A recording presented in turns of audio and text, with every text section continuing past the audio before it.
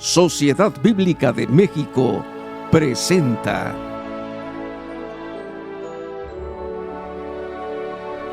Un peregrino en esta tierra. Un extranjero en su propio mundo. Su misión trascendía fronteras.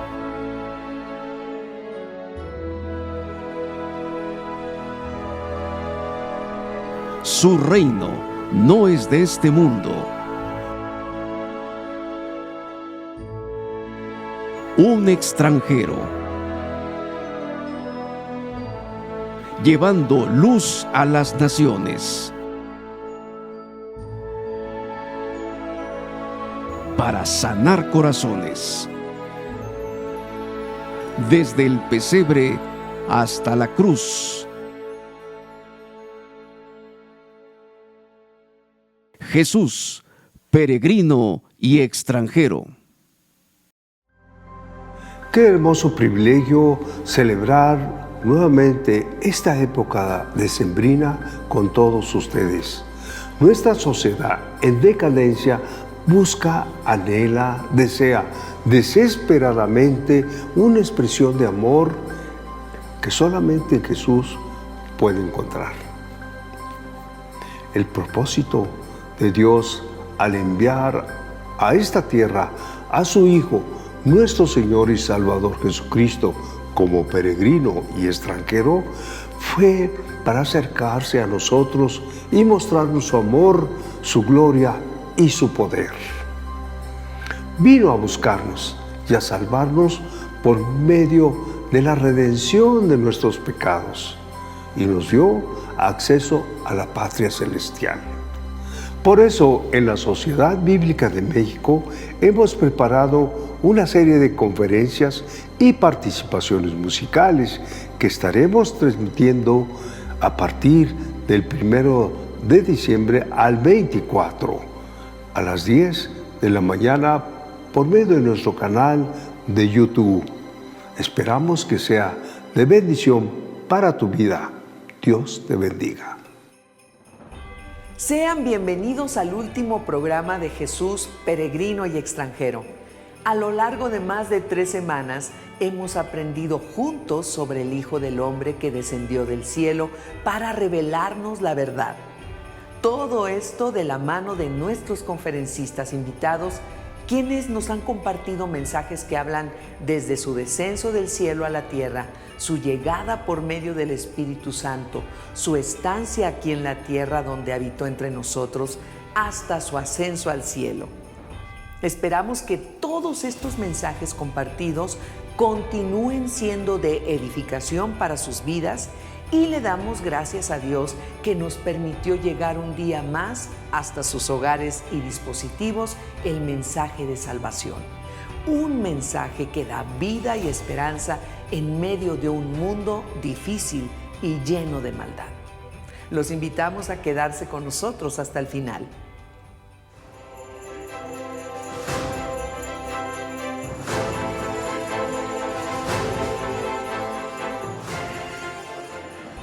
En Filipenses 2:9-11 dice: por lo cual Dios también le exaltó hasta lo sumo y le dio un nombre que es sobre todo nombre, para que en el nombre de Jesús se doble toda rodilla de los que están en los cielos y en la tierra y debajo de la tierra, y toda lengua confiese que Jesucristo es el Señor, para la gloria de Dios Padre.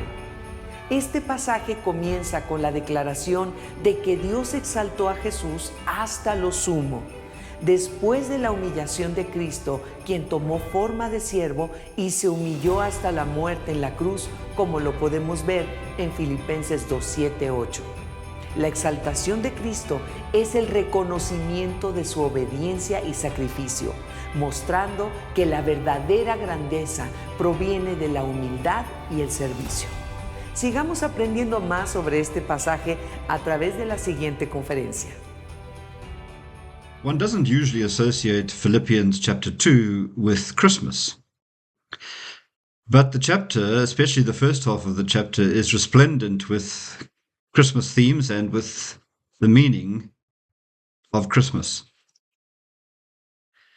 But then I suppose when one thinks about it, the entire New Testament, which is the testament of Jesus, is resplendent with Christmas. I read from Philippians chapter 2 and reading from verse 1, and I read from the New International Version. Therefore, if you have any encouragement from being united with Christ, if any comfort from his love, if any common sharing in the Spirit, if any tenderness and compassion, then make my joy complete by being like-minded, having the same love, being one in spirit and of one mind. Do nothing out of selfish ambition or vain conceit. Rather, in humility, value others above yourselves, not looking to your own interests, but each of you to the interests of others. In your relationships with one another, have the same mindset as Christ Jesus, who, being in very nature God, did not consider equality with God something to be used to his own advantage. Rather, he made himself nothing, by taking the very nature of a servant, being made in human likeness, and being found in appearance as a man, he humbled himself by becoming obedient to death, even death on a cross.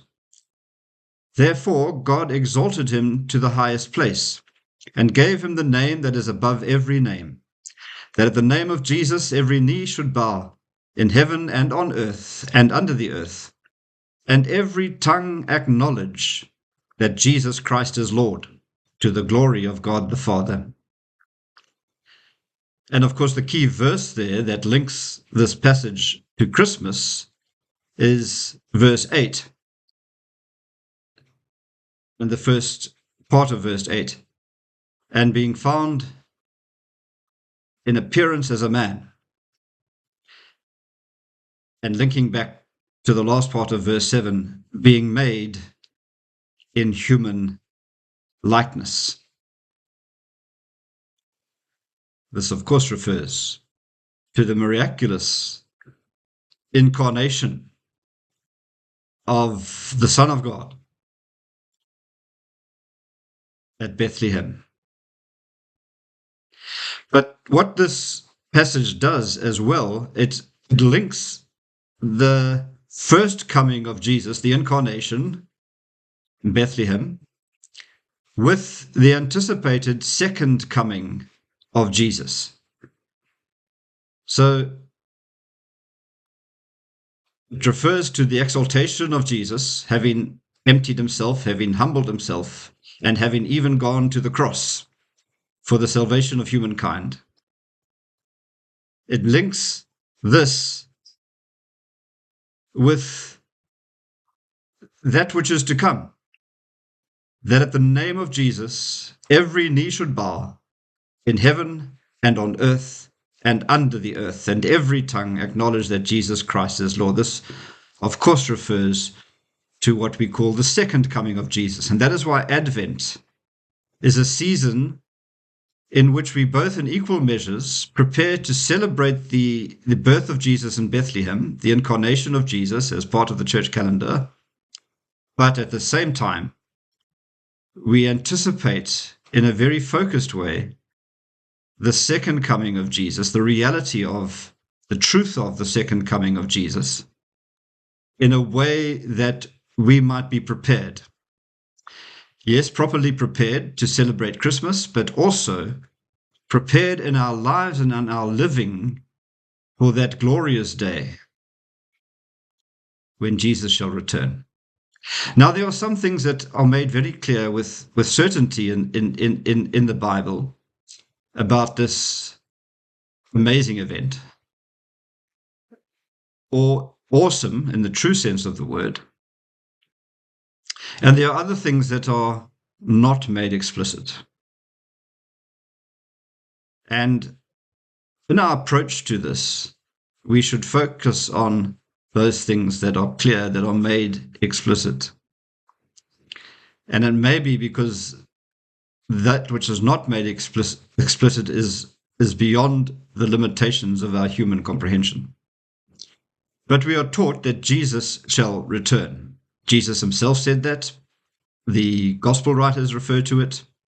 The letters of Paul refer to it, and the other letters in the New Testament all refer to the fact that Jesus shall come again. And that we are living in a time between the first and the second coming of Jesus, but the second coming of Jesus is already established as a given reality through the death and the resurrection of Jesus in his first coming. So we're told that Jesus shall return. We're told very clearly that we cannot anticipate the time or even the nature of his coming. There is imagery that is applied to it, imagery that helped in that time people to get some sort of sense of it. But we are explicitly told that we cannot know the time, and that we should not try to anticipate the time. And then we're told we should live in such a way that we are ready for that time when it comes. And we are told that that second coming of Jesus, that return of Jesus, will with it bring the consummation of time and of space into a new reality. Now we know, of course, that these realities already exist, the reality of time and space and earth and the universe, and the reality of what we call heaven, which is eternity. And we know that eternity and time-space intersect. Not that we can, while we're alive, make the jump from the one to the other, but we are told that when we die, we go to be with Jesus, who is obviously in eternity. We go into this new reality. So those moments of death are for us, in a sense, the moving through from the one to the other. But the second coming of Jesus will be when all of time and space will be consummated into this new reality. That is eternity. That is the eternal kingdom of God. Now, we're told these things. We're not told how it's going to happen. We're told that there will be much trouble in the world, of all sorts of and conditions of trouble, from wars to natural disasters. But we're also told that these won't necessarily be precursors to that time when it will come. But we are told that it will come, and when it comes, there can be no mistaking it. And it will come at a time that we don't expect, because we can't expect, because we cannot know when it shall happen. So therefore, we are to live in readiness for that time. Now, there's so much that is just amazing that's wrapped up in all of this. But if we just focus on those certainties that Jesus will return, that his return will bring the consummation of time and space into eternity, that we cannot know when it will be, that we do not understand how exactly it will happen, that there will be on the path to that many troubles, and that we should live in the midst of these in a way that we are ready for that time. So we are to live in time and space as those who acknowledge the name of Jesus as being the highest name above every reality, and acknowledge and live in a way that expresses in the manner of our lives and our living and our behavior the Lordship of Jesus Christ.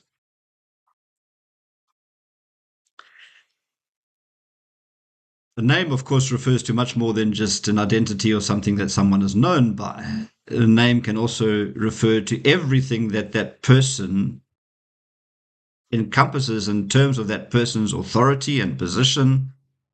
If a diplomat goes from one country to another country, an ambassador, they go in the name of the president or the prime minister of that country that they are going from. Therefore, in the country they go to, that authority is acknowledged, and they are received accordingly. Where there's a monarchy, if a messenger or an emissary goes on behalf of the king, he or she carries with him that authority. So woe betide anybody who mistreats or misuses that king's emissary. So it is this name that is an authority above every other authority. And so Jesus says likewise in Matthew chapter 28, all authority in heaven and on earth has been given to me. Go in my name. So we live in the name of Jesus, and we live in the lordship of Jesus. And so how does that mean we live? Does that mean we live by lording it over everyone? By thinking we're better than everyone? By mistreating people because we have this mighty name that we're attached to? Well, no. Clearly not. Because in this passage in Philippians, Paul reminds the Philippians and reminds us as we read it today just how we should live, that we might be ready for the second coming of Jesus. And that is the same way in which we should live in faithfully reflecting the name which we bear, the name of Jesus. And in a way that authentically acknowledges the lordship of Jesus Christ.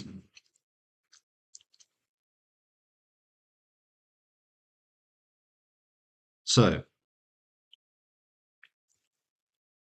this passage, the first part of Philippians chapter 2, where Paul talks about that self-emptying of Jesus.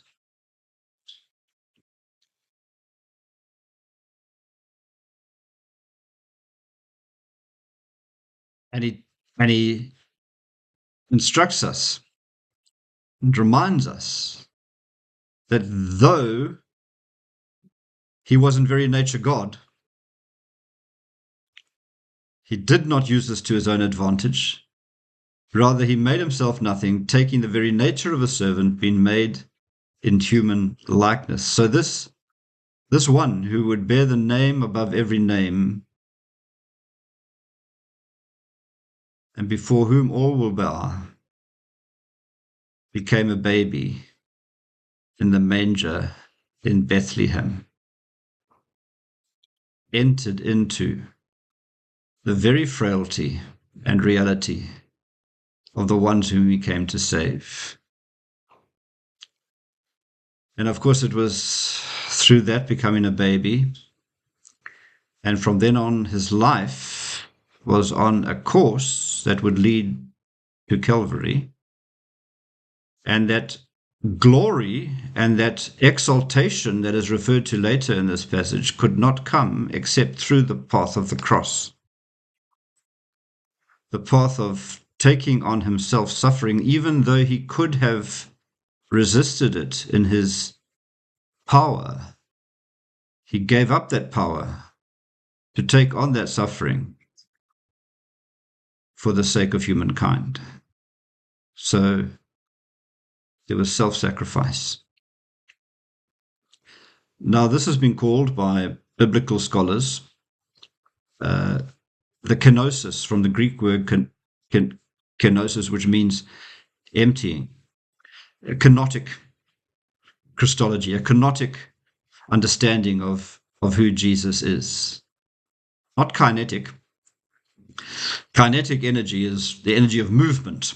Well, that is a reality of the physical universe. But what Paul is talking about here is a reality of the spiritual universe, and it's still energy. In fact, incredible energy. But we could call it kenotic energy, because it's the spiritual movement of self-emptying and following the path of Jesus. Yes, one day there will be great rejoicing, celebration, reward, and exaltation, but it is a path that leads through suffering also, and through self-sacrifice. So let's call it then this kenotic energy that is the energy that Jesus exemplified, and that Jesus enables us also to experience and to live. And so Paul here in the first part of chapter 2 explains to us how we should live in such a way that we are ready for the return of Jesus, and how we should live in such a way that authentically reflects the lordship of Jesus in our lives. And he says this: if you have any encouragement from being united with Christ, then he says, make my joy complete by being, and let's listen carefully to what Paul lists. He says, being like-minded, having the same love, being one in spirit and of one mind. Do nothing out of selfish ambition or vain conceit. Rather, in humility, value others above yourselves. And then he goes on to talk about this example of Jesus. So he continues to say, not looking to your own interests, but each of you to the interests of the others in your relationships with one another. Have the same mindset as Christ Jesus. And then he goes on to explain what he means by that in this kenosis of Jesus, giving up his authority and power that he has as the Son of God, to be born as a baby in Bethlehem, to take upon himself our human frailty, that he might deliver us from our sin and from death. But the coalface of living in readiness for Jesus' return and living under the lordship of Jesus is to be found in our relationships with one another, to be found in our relationships with our fellow human beings. That's why this verse is, in your relationships with one another, have the same mindset as Christ Jesus. And we could describe this really as having four characteristics living in readiness for the return of Jesus. Firstly, we are to make love our highest value, love our highest virtue, value love above everything else, both material and immaterial, because Jesus was the incarnation of love. God is love. Jesus embodied love. As Christina Rossetti wrote, love came down at Christmas. Love all lovely, love divine. So we are to value love above everything else. Secondly, we are to put others before ourselves, as Jesus put us before himself. As Paul says, look not to your own interests, but to the interests of others. Thirdly, we are to live courageously. It must have taken incredible courage for Jesus to battle through Gethsemane and to stumble along the Via Dolorosa to Gethsemane. C.S. Lewis identified courage as that virtue which makes all others stand or fall. And this he illustrated very well, of course, in his children's book, the Narnia books. where this little band of children had to display courage to really encounter the reality of what Aslan, the Christ figure, could bring. Because we do encounter challenges in our lives. We do encounter suffering. We need to overcome these things. We encounter things that make us afraid. And if we turn away in fear, we cannot push through to that which lies beyond. So courage is really an important part of living in this fallen and broken world.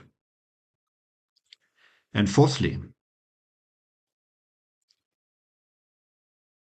we start with the first one: value love above everything else, put others before ourselves, to live courageously, and then be prepared for self-sacrifice. Paul said again, the interests of others before your own.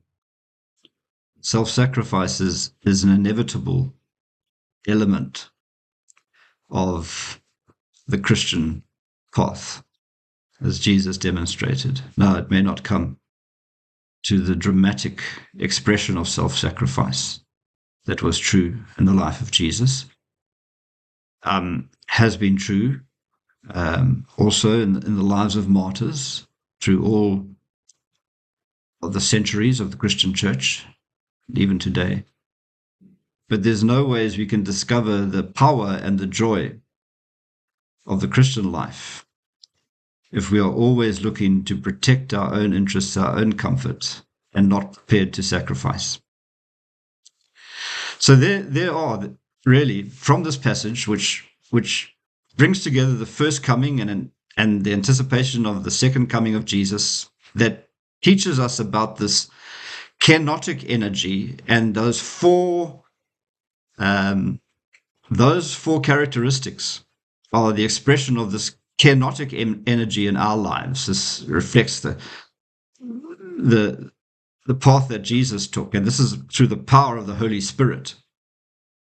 And it brings incredible energy to life and to witness, valuing love above everything else, putting others before ourselves, being courageous, and being prepared to sacrifice. So, friends, here we have in this passage in Philippians a very clear Christmas message. And as St. Augustine said, Lord, give what you command and command what you will. This life that we are called to through this passage in Philippians chapter 2 is, as I said, one that is empowered through the Spirit of God and through the Word of God. So, as we prepare to celebrate Christmas this coming week, as we prepare to rejoice in the first coming of Jesus, and as we affirm the reality of the second coming of Jesus, may this Christmas time be a time in which we move deeper into the realities of love, of courage, of other-centeredness, and of self-sacrifice. May God bless His word to us. Le damos las gracias a Dios por permitirnos escuchar su palabra en este día. Qué bueno que sigan con nosotros y gracias por compartir el link de nuestro programa.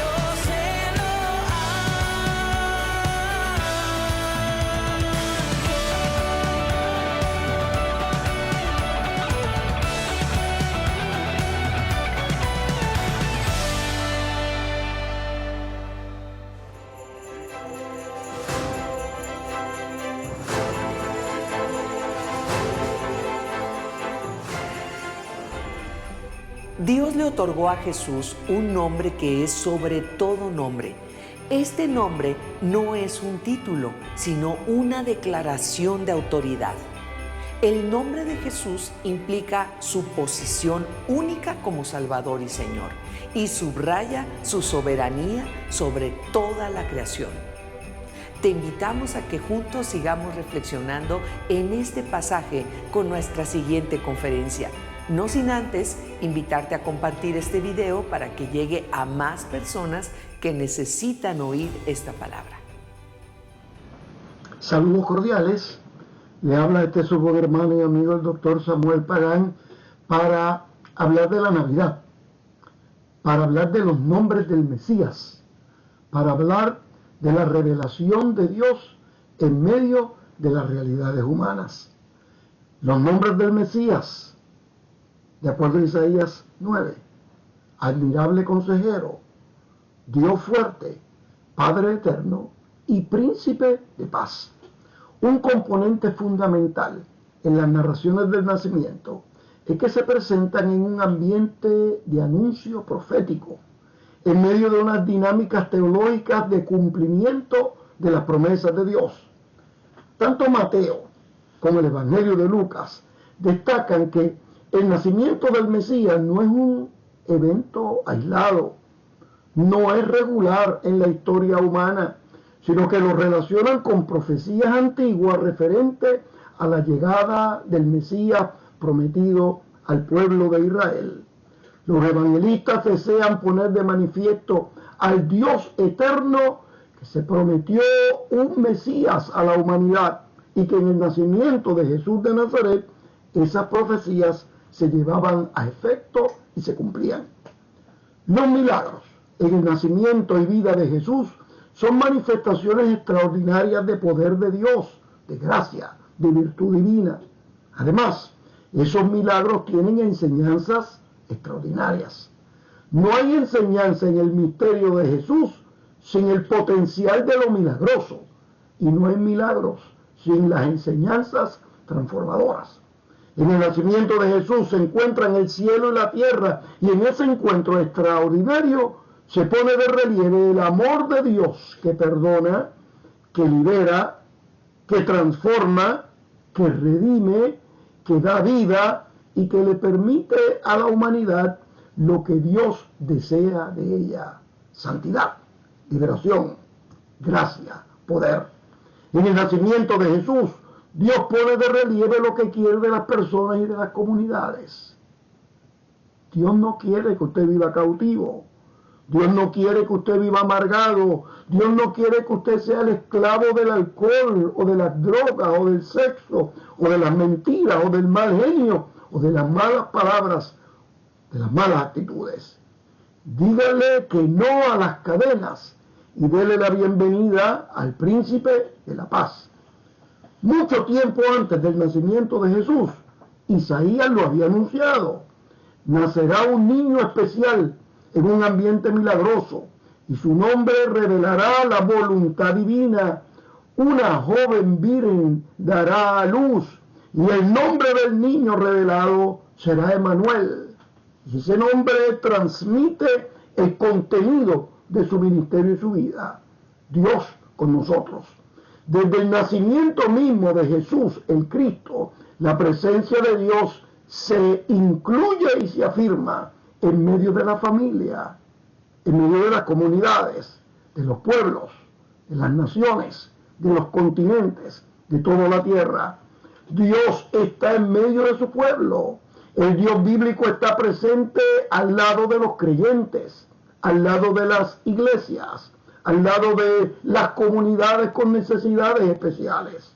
Y ese Dios presente escucha y responde al clamor humano, conforme a su misericordia y conforme a sus riquezas en gloria. El nacimiento de Jesús se fundamenta en la voluntad del Dios que acompañó a Abraham cuando salió de la tierra de Ur de los Caldeos, cuando llamó a Israel para romper con el cautiverio que vivían en Egipto, cuando dirigió a Moisés desde el desierto del Sinaí, se le revela, para llegar posteriormente a Josué y que el pueblo pudiera llegar a la tierra prometida. En efecto, el nacimiento de Jesús recuerda que el Dios bíblico no nos envía solos a enfrentar la vida. Una gran enseñanza de la Navidad, del nacimiento del Mesías, es que el Dios bíblico nunca nos deja solos. A Moisés le dijo claramente, Moisés en el momento de la necesidad clama al Señor y le dice al Señor, si tú no nos acompañas no salimos. Si tú no estás con nosotros, no comenzamos el peregrinar de la esperanza, de la vida, de la liberación. Si tú no estás al lado nuestro, no nos movemos, no salimos de la casa, no salimos al patio, no salimos a la ciudad, no salimos a la comunidad. Y Dios respondió al clamor de Moisés. Y estuvo con Moisés en el gozo, en los desafíos, en las tribulaciones. El mensaje de Isaías, el profeta, es claro y directo. El Dios de los patriarcas de Israel y de su pueblo, el Dios de los profetas y el Padre de nuestro Señor Jesucristo, está con su gente, con su pueblo, con los creyentes, en el gozo y en el dolor, en la seguridad y en las preocupaciones, en el medio de la vida y en medio de la muerte. Nunca estamos solos. Dios está con su pueblo aunque la gente no lo vea, aunque las personas no lo sientan, aunque las congregaciones no se lo imaginan. Dios está con su pueblo, pues lo prometió a través del profeta Isaías. Va a llegar el Emanuel, que significa Dios está con nosotros. El nacimiento de Jesús, de acuerdo con el Evangelio de Mateo, es una manera teológica de recordarle al pueblo de Dios que el Señor se hace presente en medio de nuestras vivencias cotidianas. El nacimiento le recuerda al pueblo del Señor, el Salmo 23, aunque ande en valle de sombra y de muerte, no temeré mal alguno, porque tú estarás conmigo. El nacimiento del Mesías nos recuerda las palabras del Salmo 27, el Señor es mi luz y mi salvación, ¿de quién temeré? Porque el Señor es la fortaleza de mi vida. El nacimiento de Jesús, el Cristo, es el cumplimiento de la voluntad de Dios, es el cumplimiento de la revelación divina. Esos nombres mesiánicos son fundamentales. El nombre en el mundo hebreo representaba la esencia de las personas. No solamente era un distintivo familiar y social, transmitía la naturaleza especial de quien lo poseía. Era la representación absoluta de la persona nombrada. Los nombres del Mesías hacen lo mismo. De acuerdo al profeta Isaías, eran formas de nombres extraordinarios. Admirable consejero pone de relieve la sabiduría divina. Revela que el Mesías llega para orientarnos y distinguirnos en medio de las confusiones e incertidumbres de la vida. Jesús nos presenta la palabra sabia y sobria, el mensaje claro y liberador, la enseñanza que da vida y vida en abundancia. El Cristo de Dios no nos desorienta, no nos confunde, no nos angustia, ni nos destruye, ni nos amarra, y mucho menos nos cautiva. Nos bendice, nos ayuda, nos consuela, nos apoya, nos guía, nos sana, nos salva, porque el Cristo de Dios, Jesús de Nazaret, ha llegado para orientarnos, para que de nuestro interior surjan ríos de agua viva que saltan para vida eterna. El consejo de Dios nos hace exclamar sin inhibiciones: ya no vivo yo, mas Cristo vive en mí. Lo que me sucede en mi interior es que la gracia divina se manifiesta.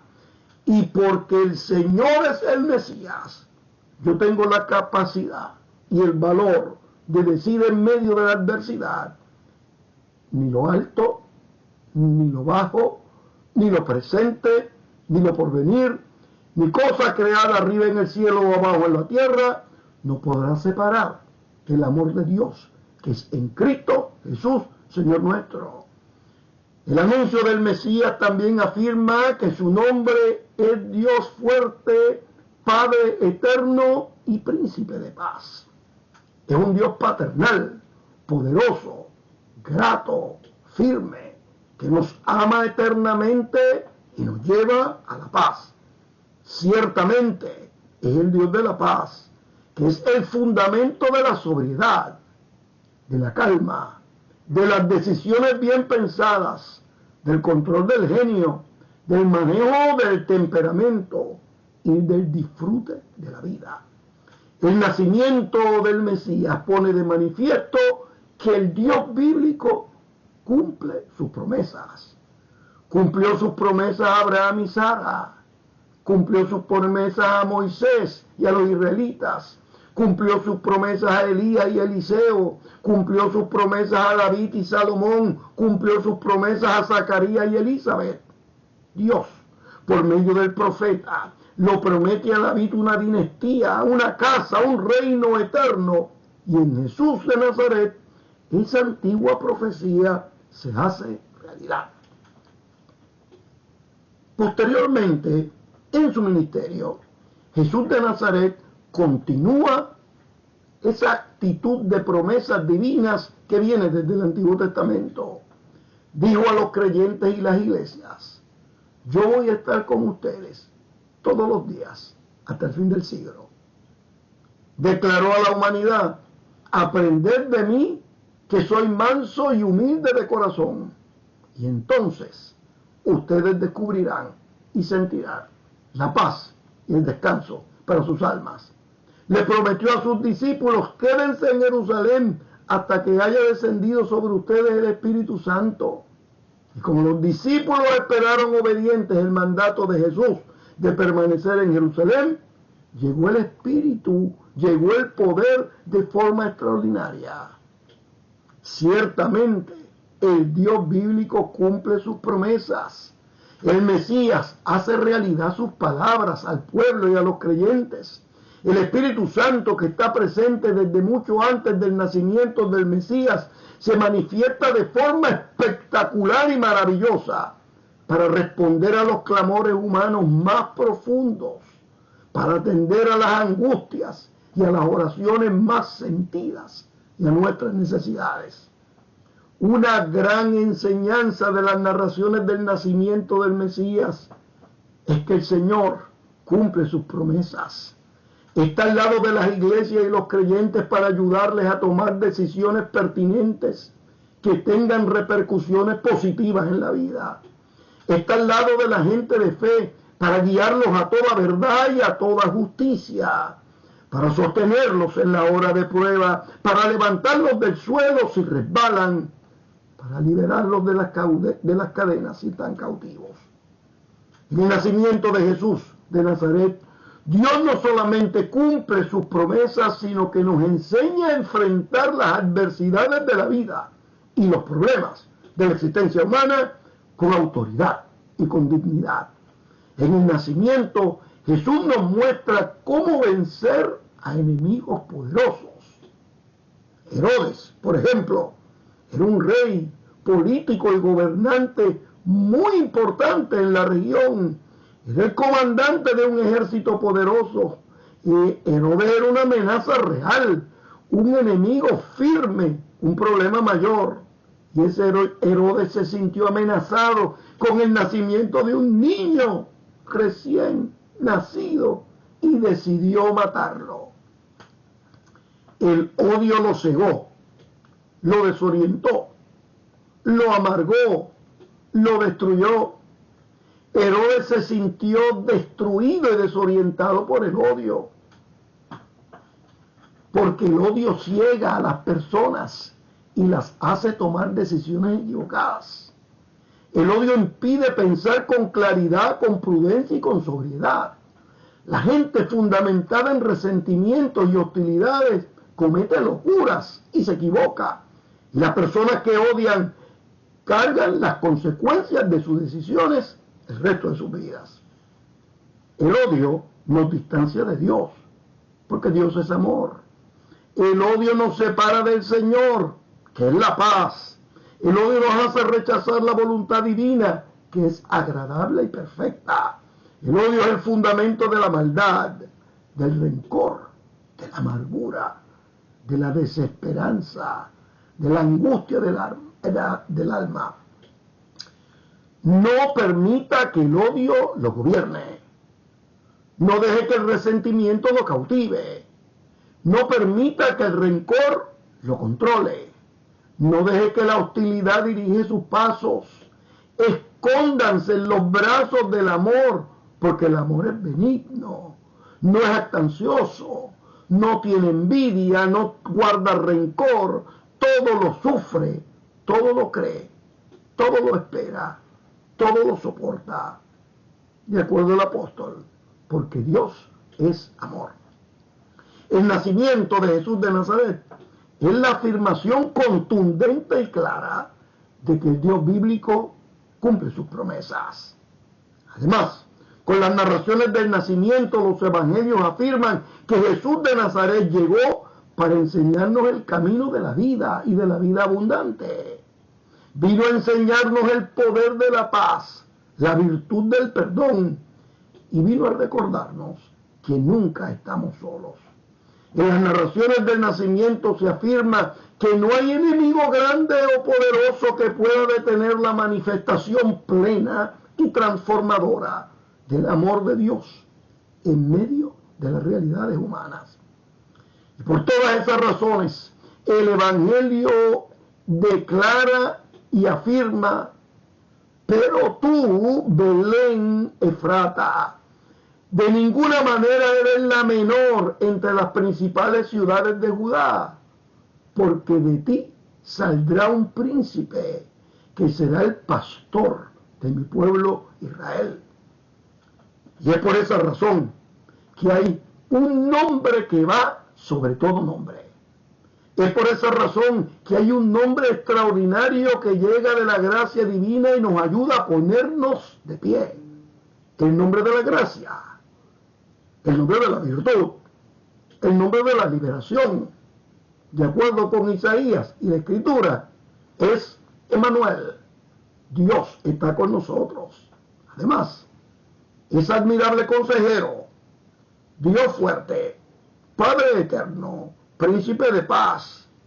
Como si fuera poco, es Jesús de Nazaret, el Mesías y el Cristo de Dios, quien nació en Belén de Judea con un nombre poderoso, ha roto los linderos del tiempo y ha llegado a la sociedad contemporánea y ha llegado a las comunidades hispanas de los Estados Unidos y ha llegado a América Latina y ha llegado a México y ha llegado a los diferentes lugares donde hay hambre de altura, de lumbre de Dios, con una sola finalidad: para hablarle a la humanidad y enseñarle el mensaje de la vida y de la vida abundante.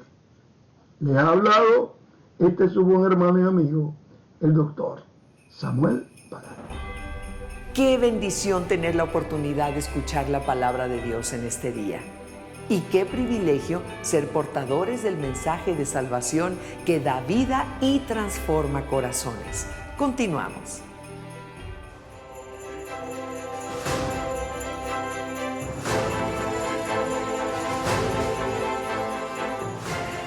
La Reina Valera 1995 con herramientas de exégesis está dirigida a todas las personas interesadas en acercarse y profundizar en la palabra de Dios. Los recursos de esta edición favorecen la investigación histórica, literaria, social, semántica y teológica, y además enriquecen la lectura devocional cotidiana del creyente. Contiene un esquema de los dos testamentos que señala los géneros literarios, autores, transmisión textual, contexto vital y valoración religiosa. En cada sección y en cada libro se puede profundizar en la fecha, lugar de redacción, formación, contexto geográfico y propósito. También se encuentra la explicación de varios pasajes complejos y definiciones de términos teológicos. Cuenta con más de 20,000 notas de estudio a pie de página que aclaran el texto bíblico y presentan nuevos aportes de las ciencias bíblicas aplicadas. Además, encontrarás diferentes herramientas como son introducciones generales o especiales a cada libro, concordancia temática, diccionario, guía sinóptica de los evangelios, tablas y más. Esperamos que esta bella edición cumpla el propósito final de la exégesis: presentar fielmente la palabra de Dios a todas las personas.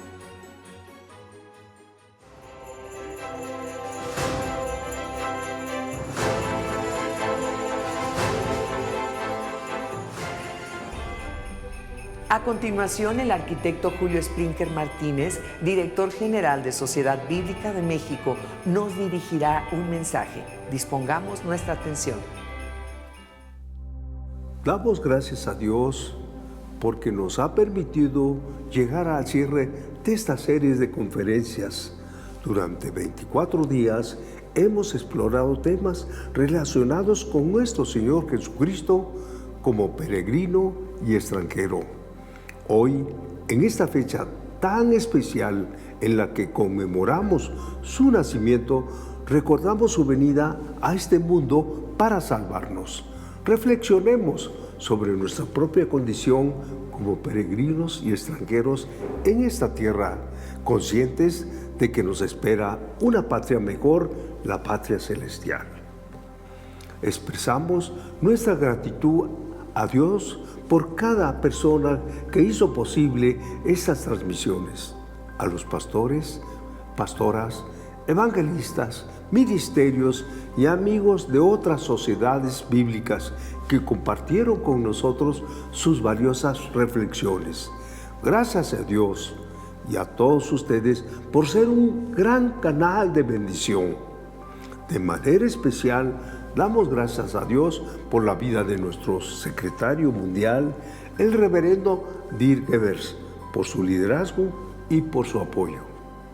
También queremos expresar nuestra gratitud a cada uno de ustedes que nos acompañaron fielmente durante estas transmisiones. Su participación ha sido un verdadero aliento para esta gran labor. Al equipo de la Sociedad Bíblica de México agradezco profundamente su esfuerzo y compromiso. A la Junta de Directores, a las iglesias y ministerios que se han sumado a esta gran comisión. Como dice su palabra en el Salmo 107:20, envió su palabra y los sanó y los libró de su ruina. Que este mensaje nos inspire a seguir adelante con renovado entusiasmo, llevando la luz y la esperanza donde más se necesita. Muchas gracias y felices fiestas decembrinas. Esto fue todo por hoy. Nos despedimos invitándolos a visitar nuestras sucursales y tienda en línea. Tenemos recursos que los ayudarán para la edificación de sus familias y para fortalecer sus ministerios. Queremos agradecerles a todos los conferencistas por compartir con nosotros la palabra que Dios puso en su corazón. También queremos agradecerles a todos ustedes por habernos acompañado a lo largo de estas semanas en Jesús, peregrino y extranjero. Esperamos que todo lo aprendido en estos programas lleve mucho fruto en nuestra vida. Nos vemos en la próxima. Dios les bendiga. Hasta pronto.